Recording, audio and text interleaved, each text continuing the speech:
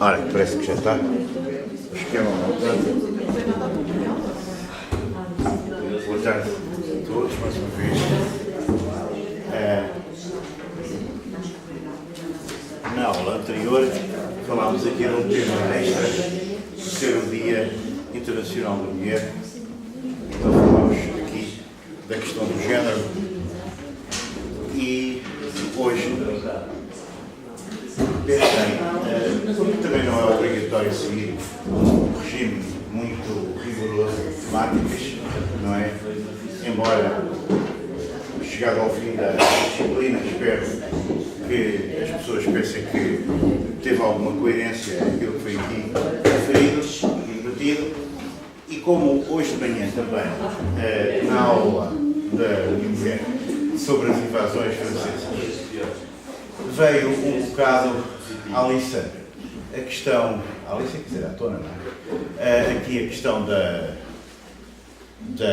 do caráter português, ou da identidade portuguesa, ou do espírito que predomina em várias etapas ou momentos da história de Portugal, enfim, da nossa própria vivência como povo, etc. Apeteceu-me então, e de forma completamente improvisada, porque isso é um tema infinito e por outro lado eu também não tive a oportunidade de estar a conversar sobre ele há bocado para cá, especificamente, mas dizer qualquer coisa sobre o que é que eu penso sobre isso, naturalmente que é um tema, são uma série de temas conexos, não é? Que se podem identificar com algumas palavras, não é? A palavra pode, desde logo, vem à cabeça a palavra povo. A outra é a palavra identidade, não é? Eu até tinha aqui num caderninho de apontamentos escrito mais alguma coisa. Onde é que tu estás? Ficou aqui noutra bolsa. Está aqui. A não me esquecer. E eu interessei-me sempre por estes problemas, porque me dediquei à arqueologia pré-histórica, mas, enfim, em arqueologia, em geral, põe-se muito estas questões, porque costuma-se dizer o arqueólogo procura um objeto, ou procura objetos, ou procura realidades materiais, não é? Para detrás delas encontrar quem as fez e, portanto, para encontrar pessoas. Se não conseguir encontrar pessoas concretas, porque quanto mais é recuada a época a que se dedica, mais anónimas são as pessoas que fizeram aquelas coisas cujos restos nós encontramos, naturalmente, pelo menos, temos a esperança de encontrar estruturas sociais ou organizações, formas de vida e, portanto, culturas, lá está o termo que é usado muito nesta cadeira, não é? É a diversidade das culturas, ou identidades também, quer dizer, identidades, evidentemente, a palavra diz tudo, não é? Vem daquilo que permanece, daquilo que é idêntico, quer dizer, a identidade opõe-se, evidentemente, à alteridade, não é?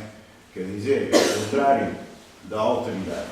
Ora, evidentemente que tanto em história como em antropologia, como noutra área qualquer das ciências sociais, estamos permanentemente a jogar com questões relacionadas com a identidade e com a alteridade. Mas há uma certa cuidado a ter com estas palavras todas, porque já se sabe que tudo o que seja fixar num conceito uma coisa, uma realidade, que por sua vez, que é, por definição, múltipla, em última análise infinita, não é? E movente, como é a realidade humana, não é? E a realidade de cada ser humano, portanto, que varia enormemente de pessoa para pessoa, na mesma época, mesmo na mesma chamada cultura, quanto mais de época para época, quanto mais, enfim, em épocas recuadas ou longínquas, a que o arqueólogo, por exemplo, se dedica, ou o historiador, por vezes, também se dedica. E, sobretudo, quem é que fala e quem é que tem a autoridade, não é, para identificar o outro e dizer, tu tens esta identidade, ou eu acho que a tua identidade se caracteriza por estes traços assim, assim, assim. Quem é que tem essa autoridade? É o psicólogo? Mas o psicólogo normalmente é aquela pessoa que, de facto, se assume como um estudioso dessa tal realidade psi e um curador ou um tratador de pessoas que têm um mal-estar psicológico, e hoje quem é que o não tem, não é? Ou o psiquiatra, que esse vem mesmo diretamente da medicina e é uma pessoa dedicada a classificar um certo número de mal-estares ou de doenças mesmo psíquicas e a receitar um certo número de medicamentos, ou mesmo até, em última análise, internamento, não é? Quando uma pessoa é considerada completamente imprópria para viver junto de outras pessoas, portanto é considerado louco. Portanto, o que é razão, um tema que está muito permanente na questão das luzes, não é? No tempo das luzes, isto é, no tempo da modernidade, no tempo que inaugura a modernidade, versus a loucura, não é? Professor, desculpe lá, essa parte de identidade igual à alteridade... Não, igual não, diferente, oposto. Diferente. Não tem a ver com o ego. Não, quer dizer, Alteridade. A alteridade tem a ver com o alter. Alter quer dizer diferente. Diferente do outro. Exatamente. E justamente a época, por exemplo, da passagem da Revolução Francesa, da passagem do século XVIII para o século XIX, do Iluminismo e toda essa fase do Napoleão, do Hegel e da grande filosofia alemã, etc., e até francesa e de outros países, não é? O Enlightenment, como dizem os ingleses, não é? A época das luzes, a época de Lumière, a época da razão, em que se dá muita importância à questão da razão humana sobre as crenças tradicionais. Enfim, aquele que não tem a razão, que não é provido da capacidade de razoabilidade de viver em sociedade, é marginalizado e é tirado para o hospício, é tirado para o asilo, é tirado para a loucura, não é? É caracterizado como louco. E os psiquiatras dedicam-se a isso. Mas é também, creio que na sequência do racionalismo, que se estuda também a loucura. Exatamente. Com o Pinel. Sim. Quer dizer, ou seja, o racionalismo que nós normalmente associamos ao século XVII, não é? A Descartes, a vários autores, portanto, que definem a razão moderna, não é? E o sujeito racional. Depois desemboca, finalmente, numa autêntica religião da razão, digamos assim, não é? Que até levou muitos, leva ao ateísmo moderno e leva até muitos a endeusarem, por exemplo, a ciência, não é? Versus qualquer tipo de religião ou de crença tradicional. Mas o que eu queria dizer com isto é que é um dos elementos modernos de um mundo que é o mundo de si, não é? Em qual se podíamos pôr a psicologia, uma série de ciências sociais e humanas, não é? Tratam desta realidade nova, a realidade psicológica, a realidade da mente, a realidade da psique, a psicologia, a psiquiatria, estou o resto deste lado, não é? E também a psicanálise com Freud, não é?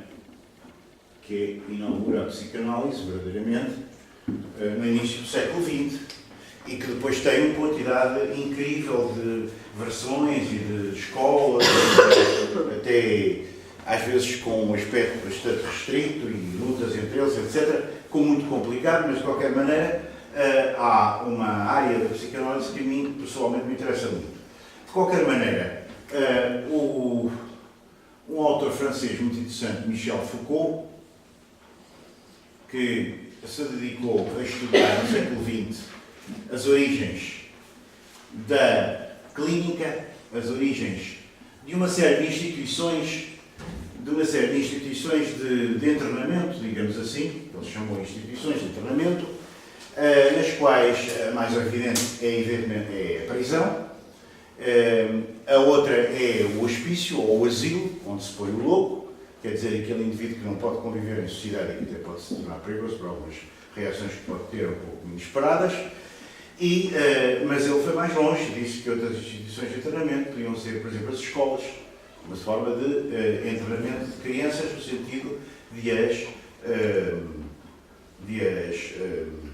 impregnar dos valores e dos hábitos da sociedade onde vivem.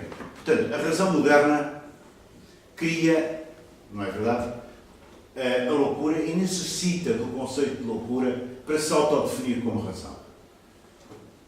Isto foi o que Michel Foucault disse. Necessitamos da loucura para nos sentirmos bem, para nos sentirmos saudáveis, para nos sentirmos não loucos. Por isso é que às vezes nos desperta tanto interesse os programas televisivos onde vemos coisas estranhas. Não sou tão estranho como aquele, pelo menos, aquele criminoso, ou aquele louco, ou outra coisa qualquer. A identidade é uma coisa muito importante, mas muito perigosa, porque é uma palavra que representa a cristalização de qualquer coisa, não é? Quando a gente fala, por exemplo, a identidade nacional, mas o que é a identidade nacional? É uma coisa simultaneamente extremamente fluida, difícil de definir e ao mesmo tempo muito sentida pelas pessoas. Eu lembro de um colega meu que uma vez me disse que estava a fazer uma investigação qualquer em Barcelona, creio eu que era na Espanha, alguns em Barcelona, e eu nem gosto de futebol, dizia-me ele, mas lá me convenceram uns amigos também portugueses que estavam lá já há bastante tempo para ir com eles lá a um estádio de futebol. Era a seleção nacional que jogava, e quando eu vi a bandeira nacional subir no mastro, não é? E o hino nacional ser tocado, eu comovi-me. E eu fiquei surpreendido comigo próprio. Mas que coisa curiosa é esta, quer dizer, eu não sabia, eu no fundo não sabia, que subconscientemente ou até inconscientemente se identificava tanto com os símbolos da identidade nacional, que por pura convenção são uma bandeira tão convencional que a bandeira normal é vermelha e rubra, não é? Verde e rubra, vermelho e verde, e a bandeira do Presidente da República, da Presidência da República, é toda verde, não é? Só apenas tem o escudo ao centro. Quer dizer, e pronto, e na época da monárquica foi outra. Portanto, digamos, qualquer coisa que é de início uma convenção, como o hino nacional, sabem que o hino nacional de início não tinha aquele ritmo lento que tem agora, não é? Era muito mais rápido, era aquele ritmo do início do século XX, não é? Extremamente rápido, e depois é que foi transformado naquele hino mais lento para lhe dar uma certa solenidade, não é? Evidentemente que convém a um hino nacional. Portanto, a questão da identidade põe-se ao nível individual, desde logo, não é? Quem sou eu? A pergunta que todos nós nos fazemos, creio eu, quando nos vemos ao espelho, ou mesmo quando nos vemos a um espelho imaginário que são os outros. Eu olho para vocês e pergunto quem sou eu e se estão a gostar daquilo que estou a dizer ou não, ou se eu estou a ser claro naquilo que estou a dizer, ou se tem algum sentido aquilo que estou aqui a referir. Portanto, estamos sempre a interrogar-nos, não é? Mesmo que em subtexto, não é? Mesmo que escondidamente, mesmo que subliminarmente, estamos sempre a fazer essa interrogação, quem sou eu e quem é o outro. Mas isso põe-se ao nível também, evidentemente, da coletividade, não é? A coletividade pergunta-se quem somos nós, não é? E a história, a antropologia, etc., dedicam-se, as ciências sociais e humanas dedicam-se precisamente a tentar definir quem são essas realidades coletivas, onde entra, evidentemente, um outro conceito extremamente importante ligado à questão do conceito de identidade, que é o conceito de memória, não é? Porque há uma memória individual, que nós sabemos que é extremamente complexa também, porque é feita de imensos elementos de natureza inconsciente e subconsciente, mas existe uma memória coletiva. E há formas de construção da memória coletiva que têm sido estudadas por inúmeros autores, não é?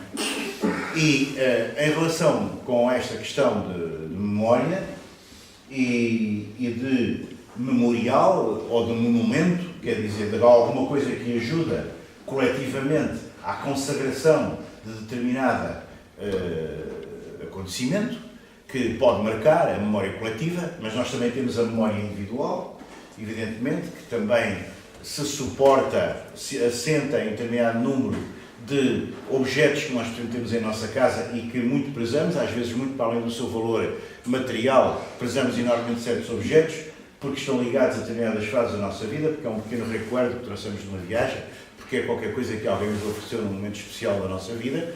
Portanto, é uma coisa extremamente sensível, a questão da memória, mas também, como digo, um terreno pantanoso, como todos estes terrenos são pantanosos, quem é que é maluco, quem é que não é maluco, quem é que é saudável, quem é que é idêntico ao outro, ou quem é que é diferente do outro, quem é que tem mais memória ou que tem uma memória mais correta ou que não tem. Quer dizer, é extremamente complicado, porque nós sabemos que a memória é qualquer coisa de seletivo, que nós selecionamos, há coisas que nós nos lembramos com uma nitidez perfeita e que pessoas que estiveram nos mesmos momentos que nós pensam e lembram-se delas de outra maneira completamente diferente, ou mesmo já nem se lembram delas. Portanto, há qualquer coisa de extraordinariamente complexo na questão da memória. Por exemplo, quando se deu há anos uma comemoração do 25 de Abril na televisão, havia um debate entre os principais intervenientes, os chamados capitães de Abril, e era curioso porque cada um deles tinha uma versão diferente daquilo que se tinha passado, quando tinham estado todos juntos naquela noite, mas a própria tensão em que provavelmente estavam contribuiu para isso, mas também a forma como cada um, porque há muitos 25 de Abril, não é? Há um 25 de Abril para cada agosto, não é? Como há um acontecimento histórico para cada agosto, não é? As pessoas reformulam, não é? Permanentemente a realidade, não existe uma coisa chapada, chapa 27, não é? De algum acontecimento. A história é permanentemente política, no sentido de que trabalha a memória de uma maneira intencional. Cada um defendia uma determinada coisa. Não, pá, quem estava lá era eu, quem fez isso foi eu, quem telefonou para o fulano de tal a dizer a coisa fui eu. Eu estava sem telefones naquele momento. Não, tinhas um telefone, não te lembras que tinhas um telefone. Mas tu telefonaste. Um debate enorme e ninguém se entendia, porque a memória era seletiva. E isso acontece com todos nós e nós sabemos isso. E depois há a questão ligada também aqui à memória, que é um outro conceito fundamental, que é o conceito de tradição, não é? Ora, como sabemos hoje, a tradição é uma palavra-chave para o turismo e também para a venda de produtos. Quer dizer, não há localidade deste país, por mais remota que seja, que não tenha arranjado uma tradição qualquer, não é verdade? E que não cultive uma tradição qualquer, seja ela qual for. Podem ser cortejos históricos, podem ser feiras disto e daquilo, medievais ou outras, até pré-históricas, pode ser uns tipos pré-históricos a fazer à frente das pessoas demonstrações de como é que o homem pré-histórico fabricava instrumentos de pedra ou fazia fogo, ou, enfim, é uma parafernália brutal, quer dizer, de tradições inventadas. E essas tradições inventadas, por vezes, até não têm assim muito tempo, não é? São relativamente recentes, mas pronto, passados 10 anos, já se transformou numa tradição. Essa tradição já se tornou parte da memória coletiva das pessoas que lá estão. Os mais novos julgam que ela sempre existiu, não é verdade? Só os mais velhos sabem que criaram essa tradição e ela vai se transformar na identidade daquela localidade. Aquela localidade é característica porque tem aquele determinado tipo de bolo que já era feito no tempo dos nossos bisavós, trisavós, e sabe Deus, se não vem do tempo lá das freirinhas, não sei qual, no convento antigo que havia e que foi visitado pelo rei, não sei quem. Uma coisa da As pessoas precisam destas narrativas para sustentarem a sua identidade. Eu penso muito nessa questão da memória em relação aos refugiados. Ah, sim. Como é que as pessoas vivem sem as suas memórias, sem as suas coisas, sem ter que largar? Claro. À parte, claro, pois é a segurança física de conta e, em última instância, é sempre aquela que se prevalece, não é?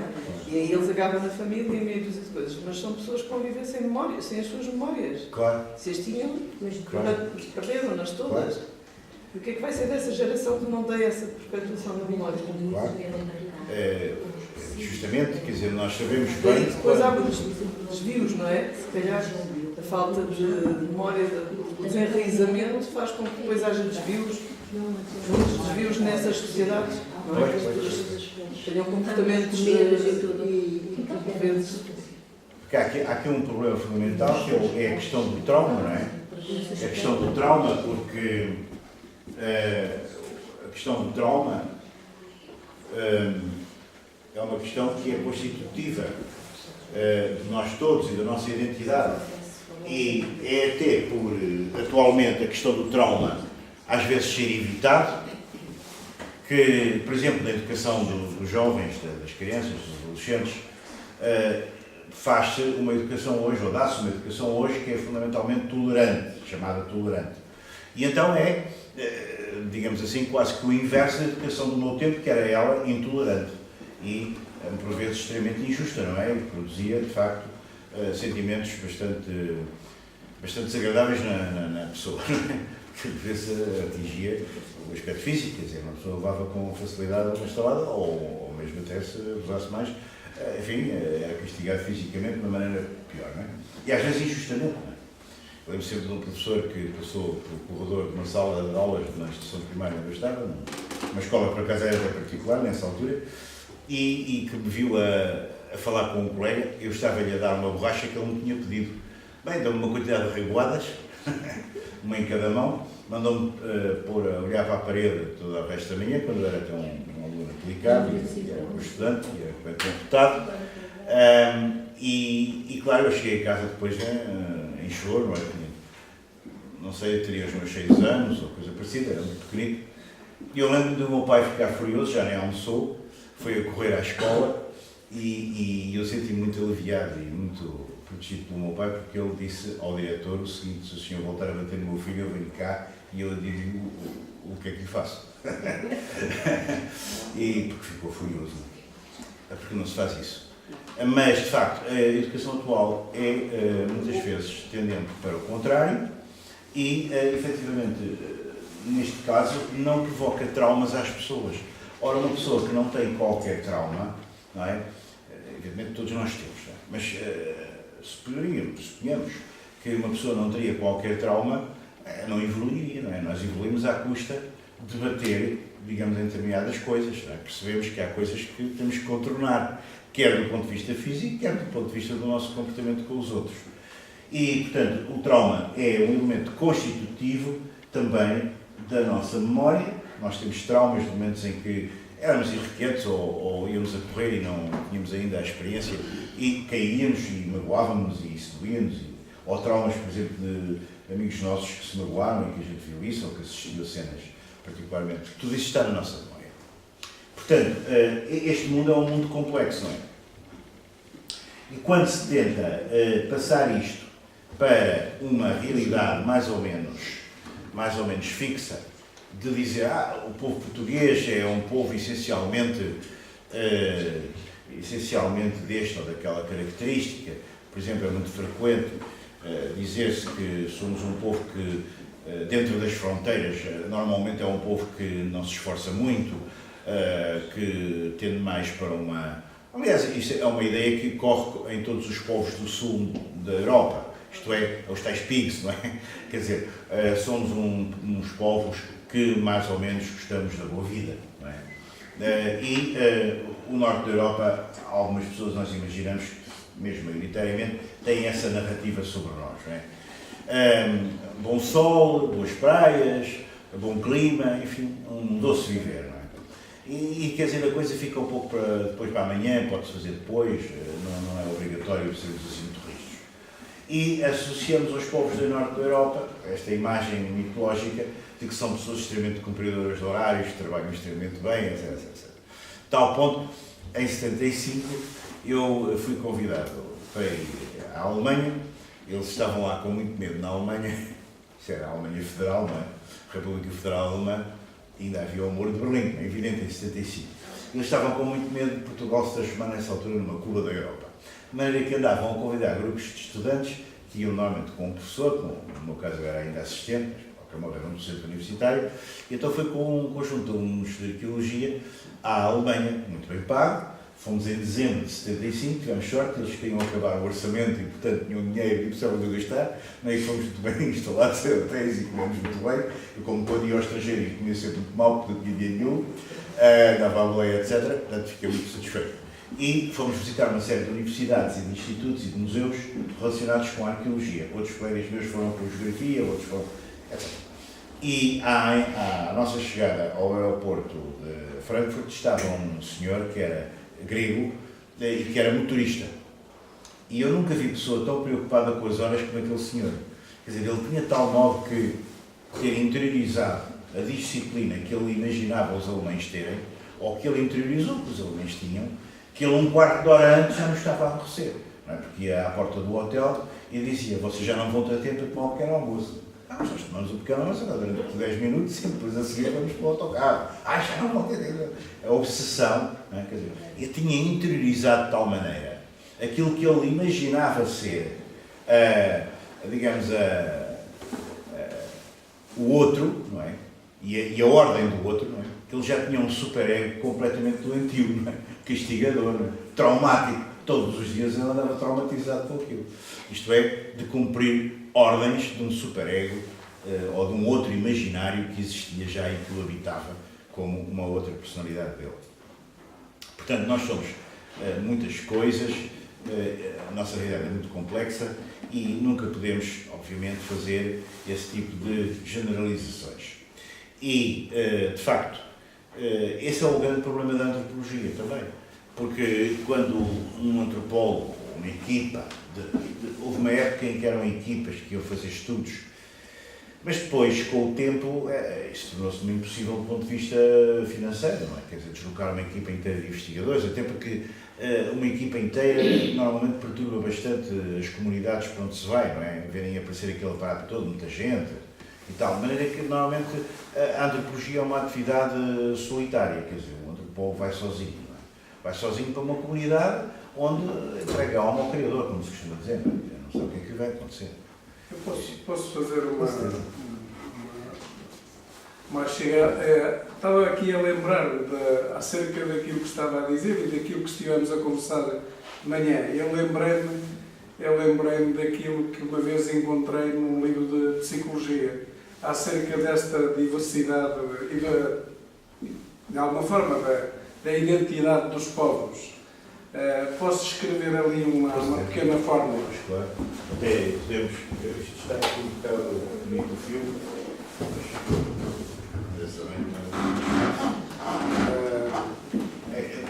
Pode ser. Pode ser. Era mulher, talvez com isto na cadeira. Acerca do que era o comportamento das pessoas. Houve um americano que dizia que o comportamento, a resposta,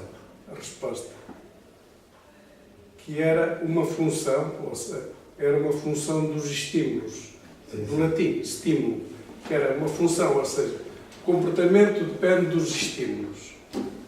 E depois isso discutiu-se e chegou-se à conclusão que era insuficiente. Então houve alguém que disse o comportamento que era uma função da personalidade. O comportamento dependia da personalidade.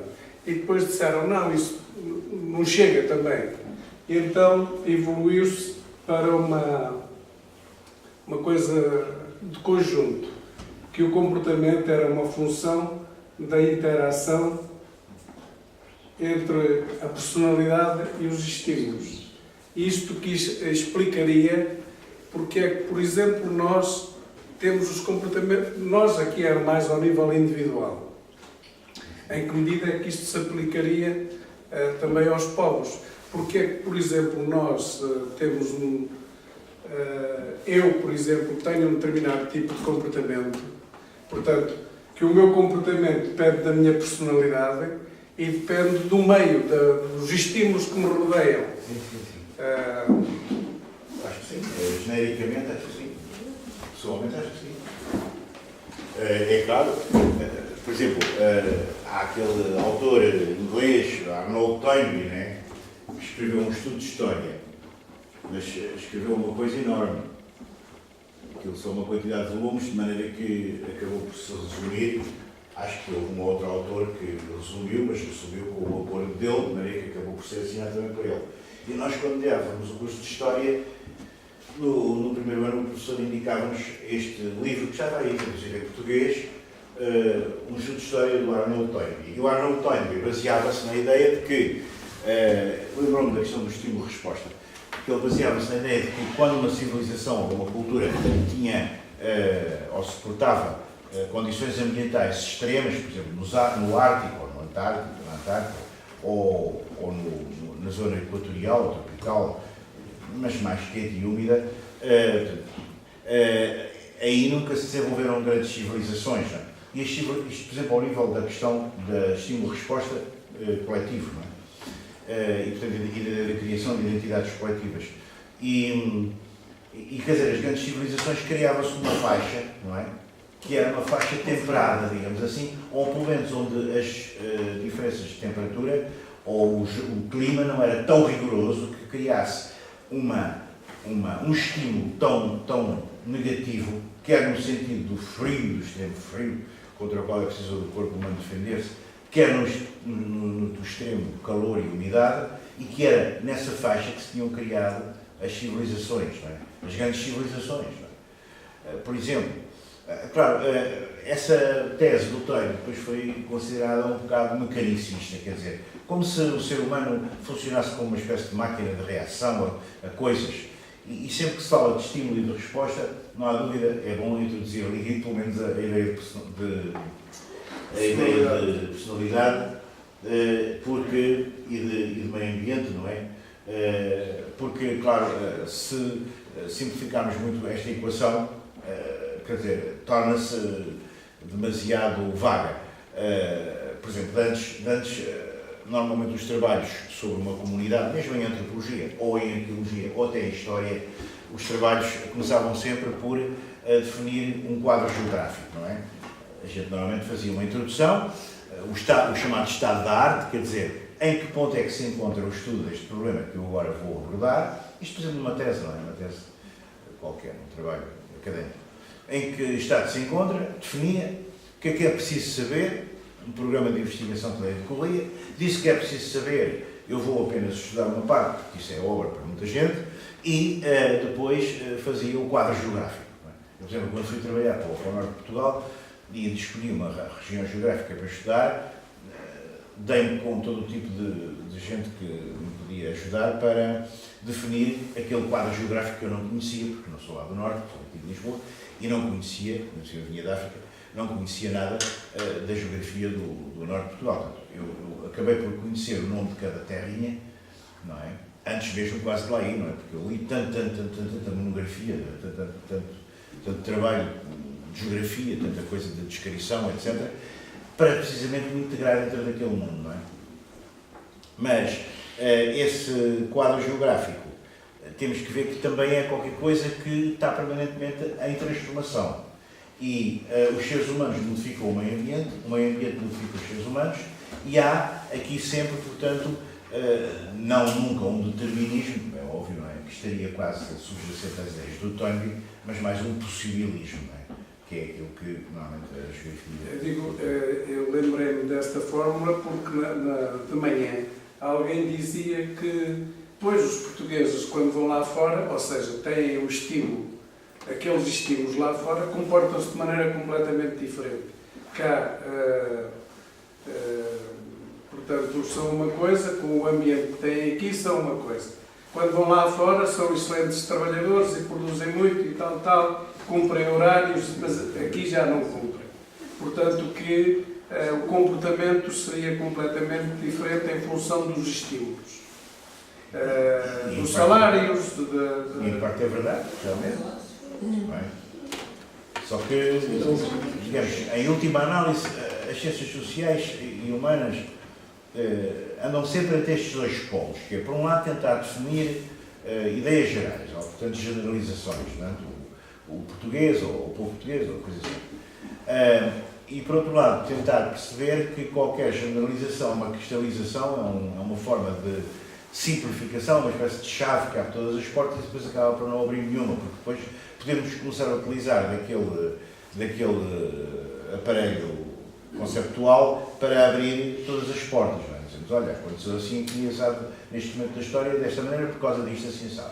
Portanto, quer dizer, vamos aplicar a mesma fórmula, não é? Uma vez encontrada, a variedíssimas situações e, digamos, acabamos por cair na preguiça, por assim dizer, mental ou intelectual, de não explicar as causas concretas, porque a história joga sempre entre estes dois pontos extremos, que é, por um lado, cada realidade é irrepetível e única, não é? Cada momento é único. Por exemplo, neste momento estamos aqui juntos, na próxima aula já não estaremos exatamente da mesma maneira, com o mesmo estado de espírito, provavelmente não estaremos as mesmas pessoas, certamente provavelmente não teremos a mesma roupa, coisa parecida. Portanto, a realidade é diferente, não é? Sempre, sempre, sempre. Mas ao mesmo tempo há determinadas estruturas, não é? Que subjacentemente que se podem repetir. E portanto, é sempre complicado a pessoa dizer o português de uma forma. Mas qual português? Vamos lá ver, de que classe social? Não é? O que é que estamos a reportar-nos? E quem é que está a julgar esse mesmo português? E com que base em documentação, ou em que documentação é que se baseia para poder afirmar isso sobre esses mesmos comportamentos, não é? Isto é, o que é que estudou? Qual é entrevistou 10 pessoas ou entrevistou 1000, não é? Portugueses, não é? Quer dizer, fez um trabalho com uma população, uma estatística de X ou de Y. Quer dizer, e portanto, é sempre muito, quer dizer, entre a opinião, não é? Aquilo que os gregos chamavam doxa, e a regra que nós podemos atingir, ou a conclusão, pelo menos provisória que seja sempre, que podemos atingir num trabalho mais científico, aí está a grande diferença. E para mim, aquilo que é mais interessante, não é, até nem é muitas vezes a resposta, é realmente a pergunta. Porque a pergunta é evidentemente que pressupõe respostas, não é? Define logo um leque de respostas. Perguntar é responder, de outra maneira, invertida. Mas a pergunta tem esta vantagem, é que a pergunta abre e a resposta fecha. E, quer dizer, é o que eu estava a dizer, um antropólogo, por exemplo, vai junto de uma comunidade, sozinho, e vai tentar perceber quem é aquelas pessoas. Uma das dificuldades, muitas vezes, é começar por perceber a língua. A primeira coisa é não ser, desde logo, posto à margem, ou por isso simplesmente até, em determinadas comunidades, ser identificado com alguém que eles detestam e ser logo liquidado ali, não é? Põe a sua vida em risco. Põe a sua vida em risco diretamente, ou pode pôr a sua vida em risco por não estar, por exemplo, não ter imunidade suficiente para poder viver em ambientes onde há, por exemplo, mosquitos que contêm doenças que ele não tem imunidade, ou não pode beber água, não é? Em África nós não podíamos beber a água dos rios, das fontes de água, não é? Estava toda, quer dizer, podíamos apanhar bilagiose, não é? Entre outras coisas. Quer dizer, ninguém se dava esse luxo de beber água. No entanto, um amigo meu aluno, com o pai, desde miúdo, caçava em África. Uma vez estávamos loucos de sede, ele foi lá a uma aldeia, que ele também detectou que havia ali uma aldeia, porque era de lá, não é? Era branco, mas era de lá, e foi lá a uma aldeia pedir água, não é? E veio com uma coisa que a mim me fez um espanto fantástico. Era um alguidar de folha, de que uma pessoa podia se servir para lavar os pés, cheio de uma coisa preta, assim, café, não é? Que era água, não é? Que ele tinha tirado do rio, e bebeu aquilo tudo, não é? Quer dizer, não morreu, não é?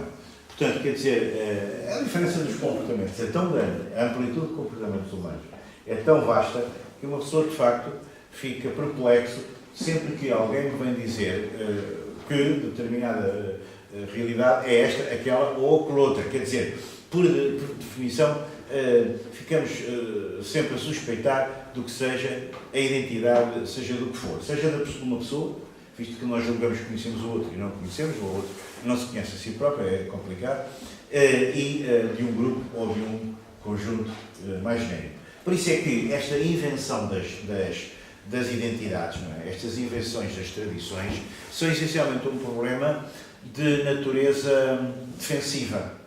Porque num mundo globalizado, onde tudo se internacionaliza e tudo se torna uniformizado, a gente passa por qualquer aeroporto, por qualquer centro de grande cidade europeia, estão sempre as mesmas lojas, não é? É a Zara, é mais isto, é mais aquilo, é mais aquilo, sempre as mesmas lojas, não é? A maior parte delas normalmente caras, sobretudo são nas zonas mais ricas das cidades e dos aeroportos, é sempre a mesma coisa. Portanto, há uma uniformização. E então, em reação a essa uniformização, há uma reação oposta de criação de produtos locais, não é? A gente vai a estas feiras, estas variedíssimas manifestações e verifica que o doce da amêndoa com não sei o quê, com cenoura, com amêndoa, à moda da minha avó, que era carne de terra. A gente sabe, lá sabe. Mas compra aquilo e vai para casa e pronto. Leva aquele recuerdo. Porque temos necessidade de nos apegar a qualquer coisa. Temos necessidade de nos apegar a qualquer coisa. Para não se perder a identidade. Para não perder, precisamente, para não cair numa sensação que é a sensação em que temos todos o risco de cair, que é uma sensação de fluidez, não é? De não fixação a nada de permanente, que hoje é muito peculiar dos nossos dias, não é? Porque nos movimentamos muito, não é? E mudamos muito de perspectiva. Desculpa, professor, mas eu agora lembrei-me da questão da identidade das cidades e os povos, essas questões todas. Lembrei-me exatamente de uma coisa que se está a passar neste momento em Lisboa, que é infestar a cidade de hotéis, esquecendo naturalmente a história da cidade e acabando por, numa cidade com tantas diferenças de outras cidades, acabando por ficar igual a qualquer uma, não é? E então, neste momento, já há uma reação em cadeia exatamente contra isso, não é? Precisamente porquê? Por causa da tal identidade, não é? Seja lá ela ou que ela lá fora. Claro. É uma coisa muito sutil, por exemplo, eu gosto muito de um pintor português que eu tive a sorte de conhecer pessoalmente, que numa determinada altura, de loucura da minha vida, até comprei um quadro dele, mas também em condições muito favoráveis. Depois acabei por ficar sem ele, por razões da minha vida pessoal. Ficou para a minha ex-mulher. Mas esse autor português é, de facto, um indivíduo que nunca coloca figuras nos seus quadros, figuras humanas. Apenas pinta, digamos, paisagens urbanas ou paisagens campestres, ou até, eventualmente, paisagens um pouco imaginárias. Há uma série que é uma realidade completamente imaginária. Ele é arquiteto de formação e entrar na casa dele é uma coisa maravilhosa, porque está cheia de quadros maravilhosos dele. E, à primeira vista, parecem quadros totalmente figurativos. E uma série que ele tem muito grande é sobre ruas de Lisboa, daquela Baixa de Lisboa mesmo, Baixa Pombalina. E uma pessoa olha para os quadros e diz assim, isto é Lisboa, isto só pode ser Lisboa. E não há ninguém que consiga mudar aquilo. Quer dizer, há qualquer ambiente ali que ele capturou, não é, na sua capacidade artística, e não pondo lá ninguém, não pondo lá nenhum índice fácil de identificação de que aquilo é Lisboa, não é? Não pintou a Serra de Lisboa, não pintou a Torre de Belém, não pintou nada. Mas são prédios de Lisboa, e a atmosfera, a luz, é a luz de Lisboa. Aquilo era impossível, por exemplo, no Porto, ou em Coimbra, ou noutra cidade qualquer. Portanto, quer dizer, digamos que há qualquer coisa de indefinido, não é?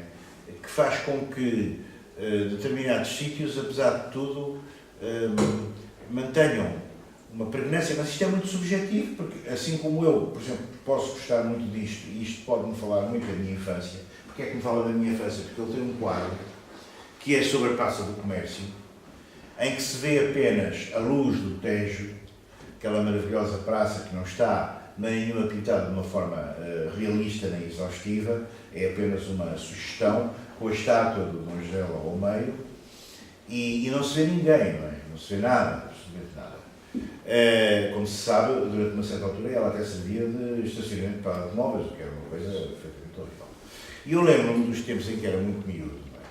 Em que o meu pai me levava aos domingos de manhã, não é? Eu sentia aquela luz, não é? Aquela luz ficou impregnada na minha memória, me levava aos domingos de manhã a passear por Lisboa, não é?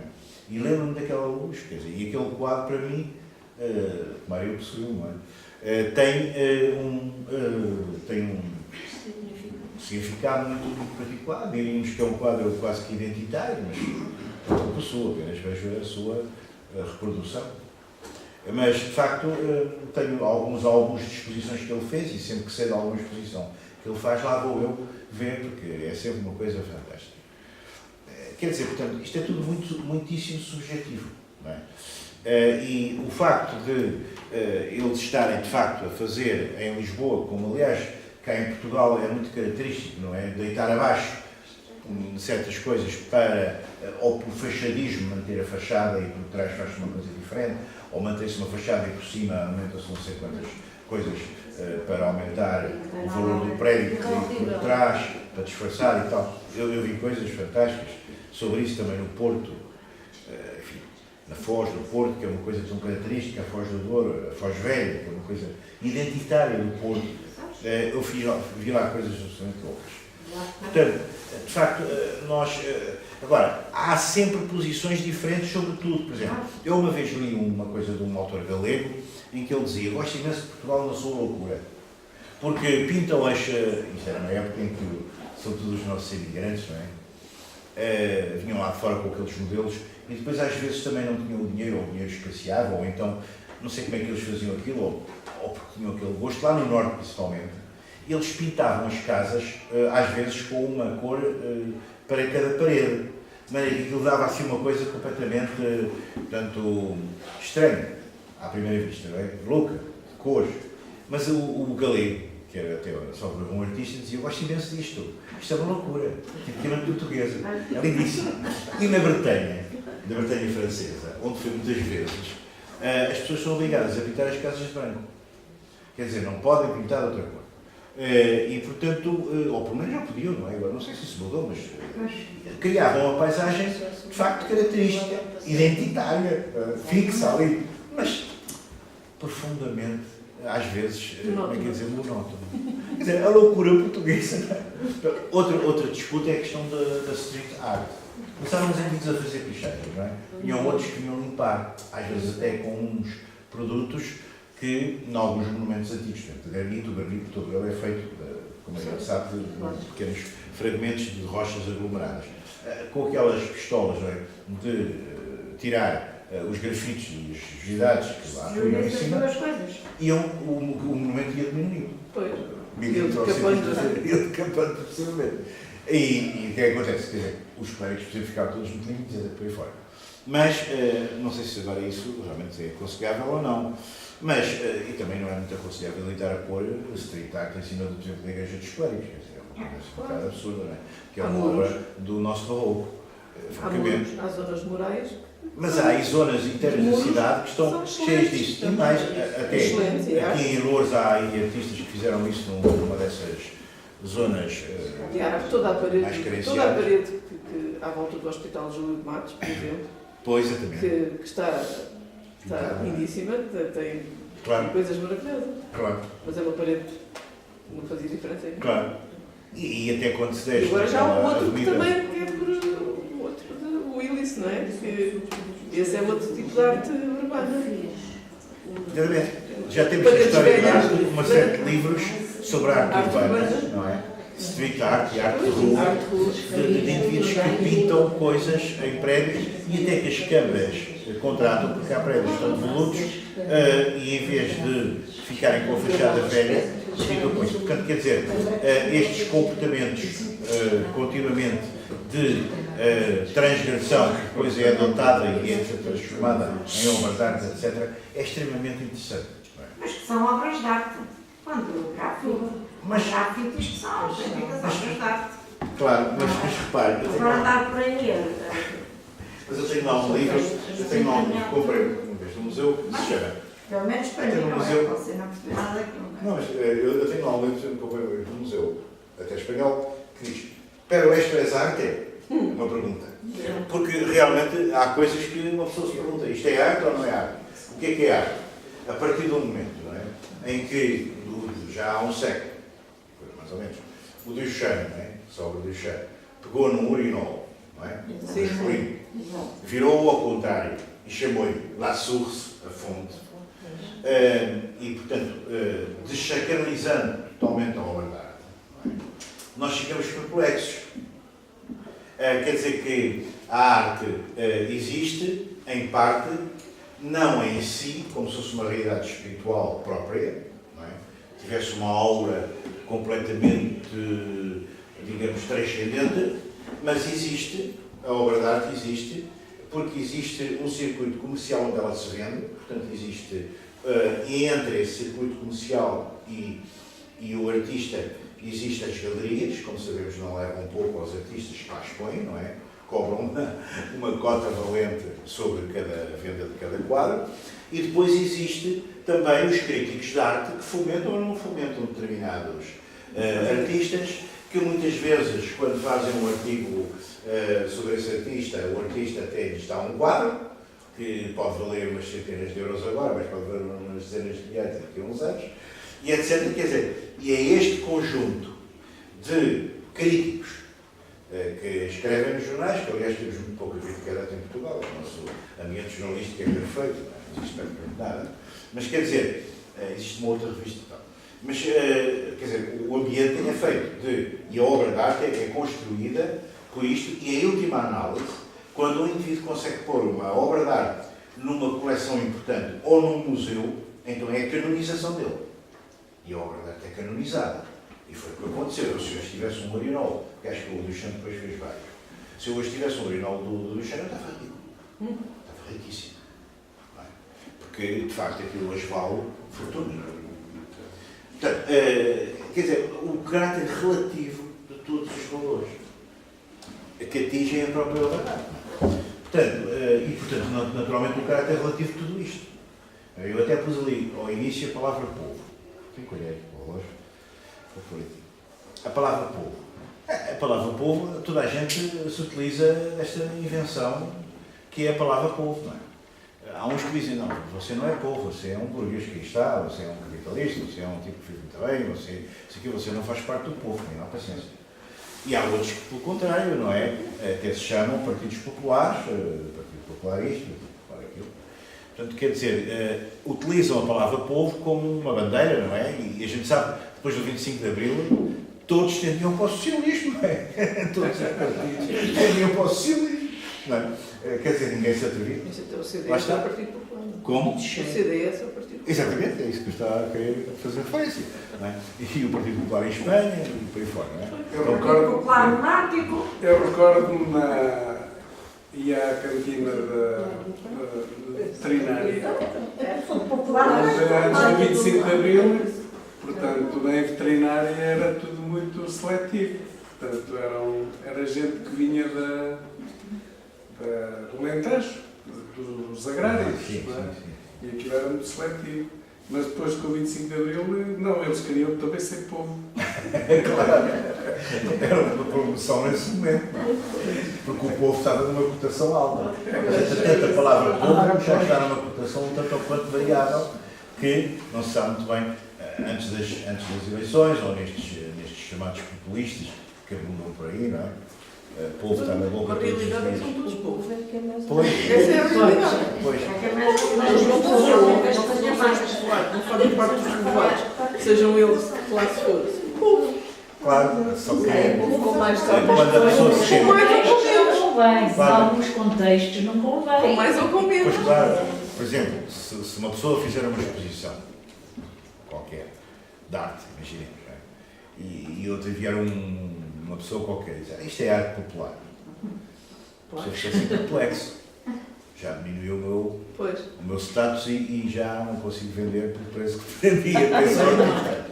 Porque já me estão a colocar. Ou então, se for uma coisa da Rosa Ramalho, ou assim uma coisa já canonizada, isso não vi. Pois. Um objeto da Rosa Ramalho, agora nem sei, eu já tive uns, mas também ficaram na minha vida para ganhar. Porque eu gostava, e até tive a oportunidade de conversar com ela, aqui numa feira de artesanato, que houve uma vez ali ao pé da Torre de Belém, há muitos anos, quando era muito novo. Mas agora já não é ela, já são pessoas de família, não é? E o objeto da Rosa Ramalho é um objeto de museu. Quer dizer, reparem, eu posso... Os museólogos são pessoas maravilhosas, porque eles criam autênticos santuários, que seja com o que for. O museu é uma espécie de sacristia ou de igreja moderna, não é? E a cultura transformou-se numa espécie de culto moderno, não é? E eu se agarrar ali numa pedra da calçada, qualquer, não é? Um cubo de de granito, ou de Calcário. basalto, ou de calcário, que é o que aqui mais Para calcetar. para calcetar. E puseram ali numa vitrine, com uma determinada iluminação, e deram um determinado nome. Inclusive depois fizeram mais algumas dessas obras. E eles deram um determinado nome, com um determinado enquadramento, aquilo passa a ser uma arte contemporânea e uma, como é que eu ia dizer, não é apresentação, é uma instalação. Passa a ser uma instalação. Não é? Porque eu sacralizei, quer dizer, foi isso que o Duchamp quis comprovar e realmente conseguiu. Aliás, era interessante, porque reparem, um urinol é uma coisa para onde se deita a urina, não é? E a fonte é uma coisa de onde sai a água pura. Portanto, aquilo que ele inverteu inteiramente todos os conceitos da peça. Não é só a peça em si, é o conceito. Quer dizer, aquilo para onde jorra um jato de urina passa a ser um sítio de onde jorra, supostamente, um jato de água pura. Portanto, a fonte. Quer dizer, e portanto, para mostrar o caráter relativo que tudo tem. Não é? E pronto, e não só isso, também a própria pop art, não é? Portanto, quando o Andy Warhol fazia as Marilyn Monroe de todas as cores e feitios, imagens da Marilyn Monroe, um ícone do século XX, em todas as cores e tudo isso, ou a própria imagem dele, ou a imagem de outros autores, ou de outras figuras conhecidas. Estava a desacralizar aquela figura que nós tendemos a sacralizar como um ícone. E realmente nós vivemos num mundo povoado de ícones, não é? Povoado de ícones. Estão sempre a mudar. Eu sou muito sensível aos outdoors. E com muita frequência fotografo outdoors. E depois até vou para casa e faço uma transformação com... Enfim, não sou muito profissionalizado nisso, porque não me dedico a essa atividade fotográfica, embora eu goste muito de fotografia, mas quer dizer, com um programa muito elementar, transformo o outdoor numa coisinha. Quando me agrada a imagem que está no outdoor, e é uma forma de eu, de algum modo, reagir à presença invasiva e mesmo opressiva que o outdoor tem. Porque o outdoor tem sobre nós um impacto brutal, por vezes extremamente, como é que é dizer, sedutor. Não é? Precisamente para a gente comprar. E... É a prova que nós paramos todos os dias no mesmo semáforo, quando vamos para um lado para o outro, todos os dias sem querer lemos a mesma coisa. Exatamente. E eu pergunto, porquê é que eu estou a ler isto? Se eu ontem aqui já li isto dezenas de vezes, mas eu leio sempre. Claro. Aquilo passa sempre no mesmo sítio e a pessoa está sempre a ler diariamente, sem ali passar. Claro. É impressionante. E há Eles têm esse poder. Tem um poder muitíssimo grande. Pois tem, eles sabem. E a televisão, por exemplo, também, a nível, por exemplo, da criação de discursos e daquilo que é o discurso, digamos, considerado normal ou aceitável, ou até através destas figuras consensuais que têm a capacidade de agradar a toda a gente, populares, etc. Não é? De todo o tipo, não estou a pensar em ninguém em particular, pensei em 3 ou 4 logo. Essas figuras consensuais, não é? Criam essa consensualidade e para muitas pessoas transformam-se quase na sua família, porque as pessoas vivem muito sozinhas, não é? Ou têm alguma solidão, todos nós sofremos um bocado de solidão, não é? E com o tempo e com a idade essa solidão às vezes vai se ampliando, ou vamos tendo mais consciência dela, e acabamos por... Eu lembro-me de uma ex-senhora, que já foi minha sogra, quando já faleceu, que via programas de televisão, ela tinha os canais todos, pelo menos um programa destes médios canais, tinha 60 canais, mas ela estava sempre ligada para o canal 1, porque já estava numa fase de idade bastante avançada da vida e era-lhe suficiente aquela família do canal 1, onde ela via o fulano A, fulano B, fulano C, que eram habituais. Mas isto só para... Mas eu gostava de ainda referir a ambiguidade que tem, de facto, a palavra povo. Não é? A palavra povo é uma invenção contemporânea, não é? Que vem da Revolução Francesa, que vem da modernidade, não é? E que, efetivamente, é um mito, porque, em nome do povo, pode-se fazer tudo, ou pode-se evocar tudo e mais alguma coisa.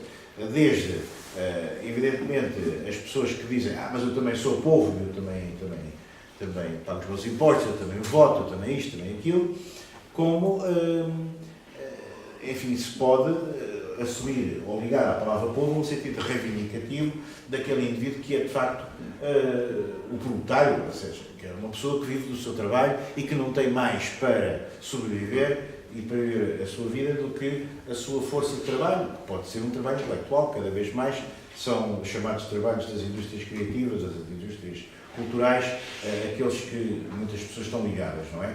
Projetos temporários, etc. Mas, de qualquer maneira, a ideia de povo, por exemplo, vejam como a Revolução Francesa tem aquele ideal, não é? Aquele ideal dos direitos universais do cidadão, do homem e do cidadão, mas o homem e o cidadão é mesmo só, muitas vezes, o homem masculino, e há ali uma luta interna, não é? Entre, evidentemente, a elite que procura opor-se à nobreza anterior, porque a nobreza anterior, com todos os seus problemas, entrava a liberdade comercial e a liberdade da burguesia que se queria impor, não é? Mas tem que controlar os que estão por baixo deles, não é? Que são a maioria, que é os que se chamaria o povo, os sans-culottes, não é? Quer dizer, digamos, a gente mais pobre, as pessoas mais pobres, que reivindicavam coisas já não contra a nobreza, que era contra os burgueses que queriam a Revolução, portanto, mas contra a própria burguesia que se tinha apoderado dos títulos, das propriedades e do dinheiro dos nós, para, efetivamente, passar a continuar um sistema de opressão sobre a grande maioria das pessoas. Portanto, esta questão, não é? Estas palavras, estas palavras de ordem e muitas vezes aparecem em slogans, não é? São, a própria palavra democracia é das coisas mais ambíguas que pode haver. Portanto, o que eu queria, no fundo, referir era esta multiplicidade de sentidos que pode haver por trás das afirmações de senso comum que às vezes fazemos com toda convicção, não é? E que no fundo deveríamos pensar duas vezes antes de as fazer. Claro, na vida do dia-a-dia todos nós as utilizamos, não é? Porque nós necessitamos do senso comum, porque há também em relação ao senso comum, o senso comum também há uma acessão negativa do senso comum. O senso comum é aquilo que toda a gente diz e, portanto, como é aquilo que toda a gente diz não tem sentido nenhum, porque é uma chave que abre todas as portas, é uma coisa banal, é aquilo corrente, uma pessoa já não pode ouvir falar daquelas coisas, já não pode ouvir sempre dizer as mesmas coisas, quer dizer, é conservador, é fastidioso e é repetitivo. Mas, se nós não tivéssemos senso comum, no sentido de sentido comum, isto é, de sentido de comunidade, não conseguimos viver uns com os outros.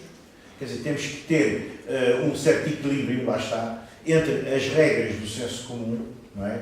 No sentido positivo, e aquelas que às vezes temos que engolir muitos chapos na nossa vida, e uma delas é pertencer ao senso comum no sentido negativo. Porque ninguém pode estar 24 horas por dia, ou pelo menos às 14 horas, ou 12 horas, ou o que seja, que estejamos acordados, em vigília, dando-se com os outros na vida social, só a inovar, só